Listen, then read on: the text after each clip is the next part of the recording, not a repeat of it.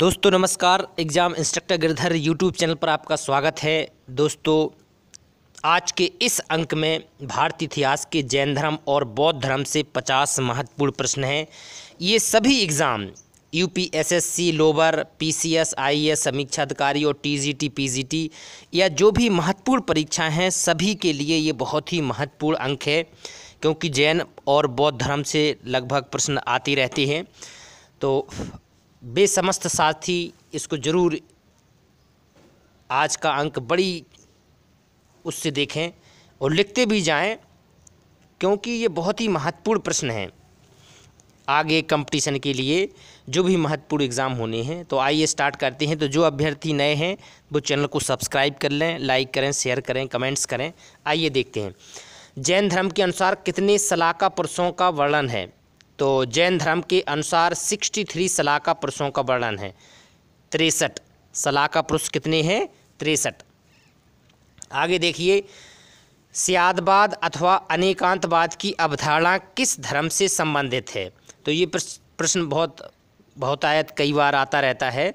स्यादवाद अथवा अनेकांतवाद की अवधारणा जैन धर्म से संबंधित है।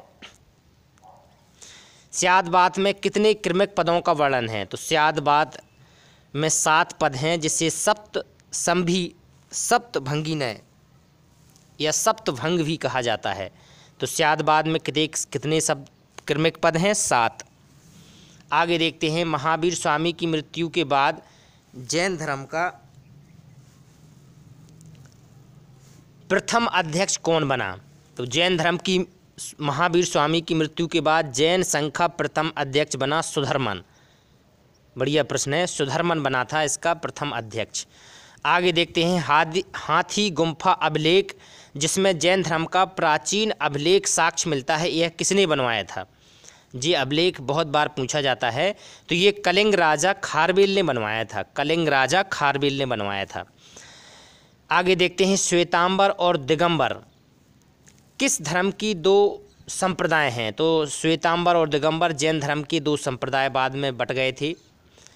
जैन सभा का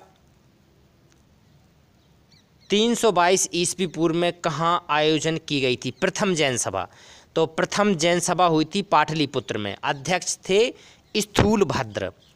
कहाँ हुई थी पहली जैन सभा? पाटलिपुत्र में। अध्यक्ष थे स्थूलभद्र। इसमें क्या हुआ था? 12 अंगों का संकलन किस जैन सभा में किया गया? तो 12 जो जैन अंगों का संकलन था वो किया गया था प्रथम जैन सभा में, पाटलिपुत्र में जो हुई थी उसमें 12 अंगों का संकलन किया गया था। अब आओ, दूसरी जैन सभा कहाँ हुई थी और कब हुई थी? तो दूसरी जैन सभा हुई थी 513 ईस्वी में, जिसकी अध्यक्षता किसने की थी?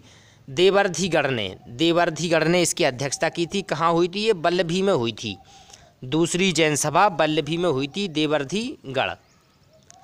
आगे देखते हैं, जैन साहित्य के 12 उपांग, 10 प्रकीर्ण और 6 छेद सूत्र का संकलन किस जैन सभा में किया गया? तो ये दूसरी जैन सभा में किया गया था। प्रश्न ऐसा भी आता है कि उपांग कितने हैं? तो 12 उपांग हैं। प्रकीर्ण कितने हैं? जैन में 10 हैं। और छेद सूत्र कितने हैं? 6 हैं। ये दूसरी जैन सभा में इसका किया गया था। तो ये भी आपको आना ही चाहिए।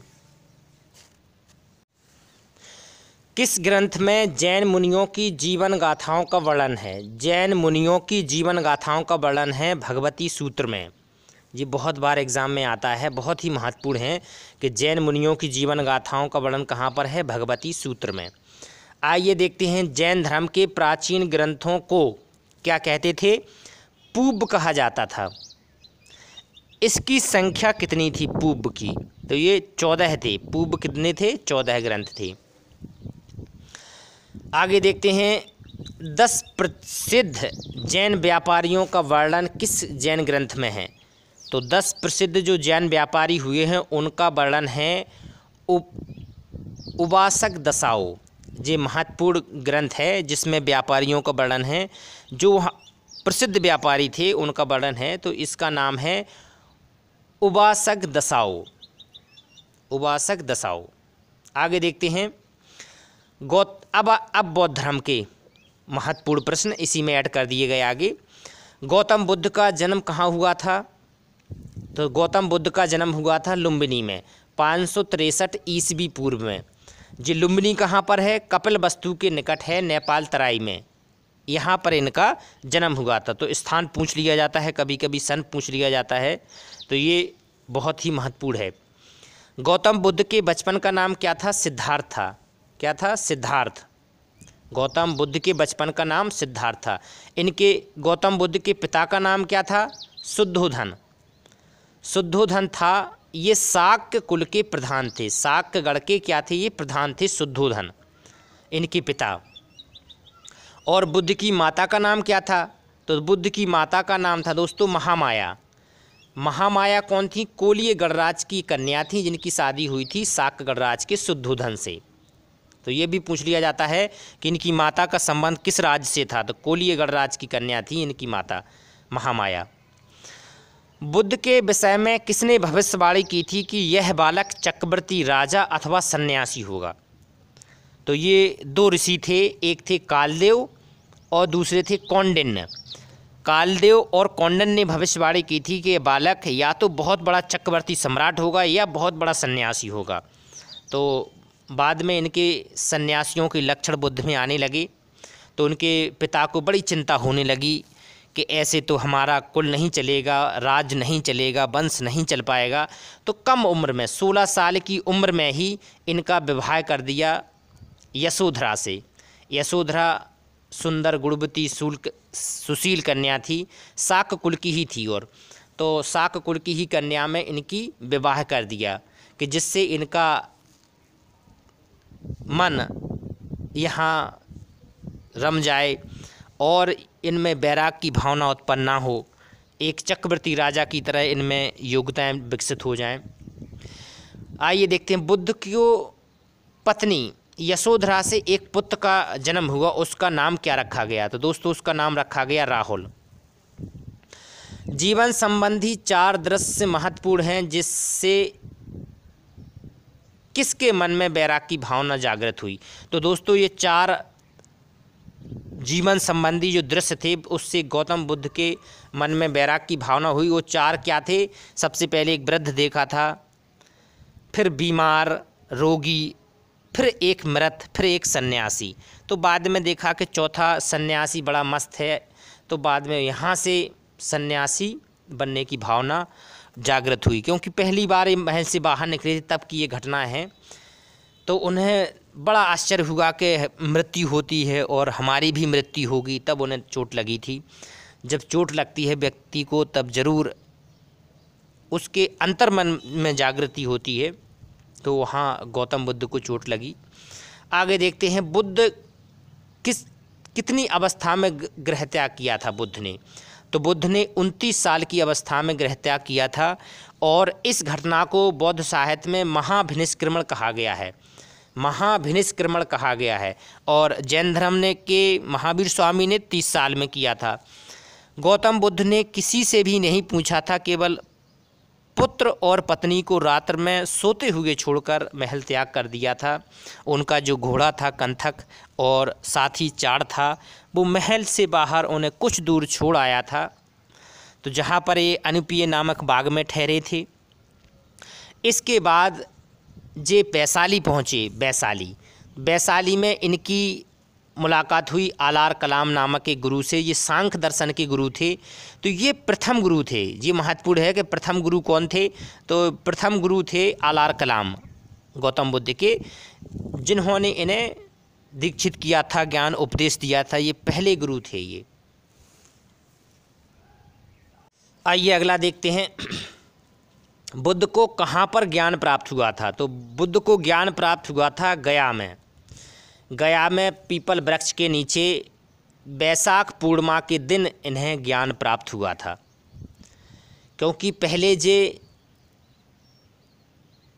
5 साधुओं के साथ में मृगदाव में तपस्या कर रहे थे। गया के पहले उरुबेला में। तो उरुबेला से जब 5 साधु इनके, तो वहाँ शरीर जीर्ण शीर्ण होने लगा। तब यहाँ उरुबेला से बौद्ध गया आ गए थे और यहाँ पर एक पीपल के वृक्ष के नीचे बैठकर इन्हें वैशाख पूर्णिमा के दिन ज्ञान प्राप्त हुआ था। तो ये प्रश्न पूछ लिया जाता है कहाँ, ये बहुत बार प्रश्न आता है कि प्रथम उपदेश कहाँ दिया था। तो गौतम बुद्ध ने प्रथम उपदेश दिया था सारनाथ में। सारनाथ का नाम कहीं कहीं ऋषिपत्तन भी मिलता है और कहीं मृगदाव भी मिलता है। तो ये 3 नाम याद कर लेना, कभी कभी विकल्प में सारनाथ नहीं आता है तो ऋषिपत्तन या मृगदाव, ये भी नाम आपको याद होने चाहिए। बुद्ध ने प्रथम उपदेश किसे दिया? तो बुद्ध ने प्रथम उपदेश अपने पुराने साथी जो 5 ब्राह्मण थे उनको सबसे पहला उपदेश इन्होंने दिया था, जो पहले उरुवेला में तपस्या कर रहे थे साथ में। तो इससे क्या हुआ था, शरीर जीर्ण शीर्ण हो गया, कमज़ोर हो गया, उठ नहीं पा रहे थे। तो इन्होंने लगा कि ये मार्ग सही मार्ग नहीं है, तो इन्हें छोड़ दिया था। बाद में ज्ञान प्राप्त होने के बाद इन्हीं 5 ब्राह्मणों को पहले उपदेश दिया गौतम बुद्ध ने।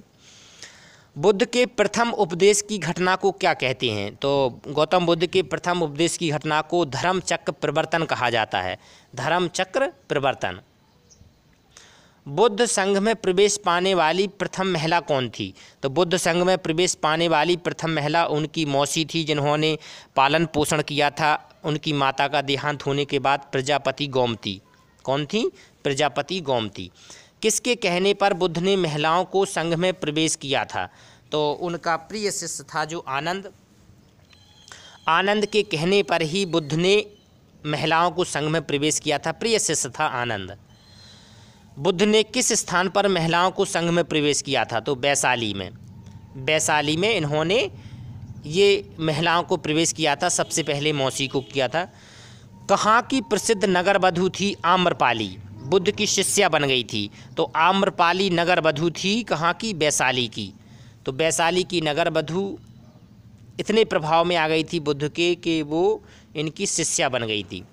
गौतम बुद्ध ने कहाँ के प्रसिद्ध डाकू अंगुलीमाल नामक डाकू को अपना शिष्य बनाया था, क्योंकि बहुत लूटपाट, बहुत हत्यारा डाकू था। उसका हृदय परिवर्तन गौतम बुद्ध के सिद्धांत से हुआ था। उनकी शिक्षा से इतना प्रभावित हो गया था कि वो उनका शिष्य बन गया था और ये सारी बुराइयां उसने छोड़ दी थी। ये प्रश्न कई बार आ चुका है, आता भी है। गौतम बुद्ध के धर्म का सबसे अधिक प्रचार प्रसार कहाँ हुआ था? तो ये हुआ था कौशल राज्य में। कौशल राज्य में। अब जीवन के अंतिम दिनों में शिष्य चुंद ने शुकर माधव भोज सामग्री खिलाई, जिससे अतिसार नामक रोग से पीड़ित हो गए थे। ये कहाँ का था? कहाँ खिलाया था इन्हें? कहाँ का था ये चुंद? तो ये पाबा का था। कहते हैं कि शुकर माधव शुगर का मांस था। कुछ विद्वान कहते हैं कि शुकर माधव एक वनस्पति थी जिसको खाने से ये बीमार हो गए थे अंतिम समय में। गौतम बुद्ध ने अपना अंतिम उपदेश किसे दिया था? तो अंतिम उपदेश इन्हें दिया था सुभद्र को। सुभद्र इनका प्रिय शिष्य था। इनके यहाँ बाद में ठहरे थे ये कुशीनगर में, तो यहीं पर इनको अंतिम उपदेश दिया था। 80 साल की अवस्था में इनकी मृत्यु हो गई थी। कहाँ पर? कुशीनगर में। तो कुशीनगर में अंतिम अवस्था में इनकी मृत्यु हो गई थी गौतम बुद्ध की। आगे देखते हैं साथियों, गौतम बुद्ध ने शरीर के त्याग की इस अवस्था को क्या कहा जाता है? तो बुद्ध के गृह त्याग, शरीर के त्याग की अवस्था को महापरिनिर्वाण कहा जाता है। महापरिनिर्वाण। 3 घटना हो गई, एक गृह त्याग, एक ज्ञान प्राप्त और शरीर त्याग की अलग अलग घटनाओं का है। इनको आप जरूर याद करें। किस धर्म का मूल आधार 4 आर्य सत्य हैं? तो 4 आर्य सत्य बौद्ध धर्म के ही प्रमुख हैं। 4 आर्य सत्य कौन कौन से हैं? तो एक तो है दुख, दुख का कारण, दुख निरोध और दुख निरोधगामिनी प्रतिपदा। ये 4 महत्वपूर्ण कारक हैं।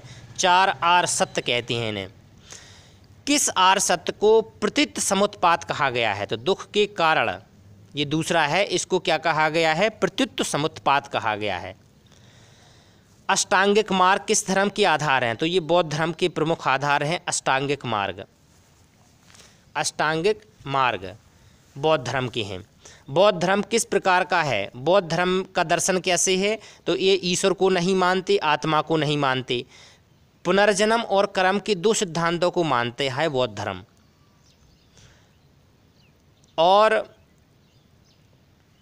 जैन धर्म क्या है? ईश्वर को नहीं मानता, आत्मा का अस्तित्व मानता है, पुनर्जन्म और पुनर्जन्म और कर्म को भी, कर्म का सिद्धांत मानता है, आत्मा मानता है, ईश्वर का अस्तित्व नहीं मानता है जैन धर्म। बौद्ध धर्म के त्रिरत्न कौन कौन से हैं? बुद्ध, धम्म, संघ। संघ में प्रविष्ट होने को कहा जाता था उपसंपदा। बौद्ध संघ में प्रविष्ट होने को क्या कहा जाता था? उपसंपदा। बौद्ध धर्म का विकास हेतु कितनी संगीति सम्मेलन किए गए? 4। कौन कौन से? प्रथम संगीति कहाँ हुई थी सम्मेलन? ये संगीति बहुत जरूरी है, सारी याद करना। प्रथम हुई थी 483 ईस्वी पूर्व में। कहाँ पर? राजगृह में। राजगृह में सप्तपर्णी गुफा में हुई थी। अध्यक्ष कौन थे? महाकश्यप। और शासक कौन थे? अजातशत्रु। तो ये आना ही चाहिए आप लोगों को। दूसरी कहाँ हुई थी? दूसरी हुई थी 383 ईस्वी पूर्व में, वैशाली में। अध्यक्ष कौन थे? सुबुकामी। और शासक कौन थे? कालाशोक। तृतीय बौद्ध संगीति कहाँ हुई थी? 247 ईस्वी पूर्व में पाटलिपुत्र में हुई थी। अध्यक्ष कौन था? मोगलीपुत्र तिस्म। और शासक कौन था? अशोक। चतुर्थ कहाँ हुई थी? ये महत्वपूर्ण है, ये भी बहुत महत्वपूर्ण है, अशोक वाली। चतुर्थ हुई थी 102 ईस्वी में, कश्मीर के कुंडलवन में हुई थी। अध्यक्ष कौन थे? वसुमित्र। और शासक थे कनिष्क। 50वां, हीनयान महायान 2 शाखाएं किस धर्म की थीं? तो ये बौद्ध धर्म की 2 महत्वपूर्ण शाखाएं थीं, हीनयान और महायान। तो इस प्रकार दोस्तों ये 50 महत्वपूर्ण हैं जो जैन धर्म से भी हैं और बौद्ध धर्म के, ये बहुत महत्वपूर्ण हैं। इसी प्रकार से आपकी तैयारी चलती रहेगी। अगर आप आगे बढ़ना चाहते हैं, आगे कंपटीशन आपको देना है, तो निश्चित ही आप हमसे जुड़े रहें। सब्सक्राइब करें चैनल, लाइक करें, शेयर करें, कमेंट्स करें दोस्तों, और नोट्स बनाते रहें। बहुत महत्वपूर्ण नोट्स हैं ये, बहुत मेहनत से आपके लिए बन रहे हैं, तो आप ज़रूर सफल होंगे अगर आप जुटे रहे तो। नमस्कार।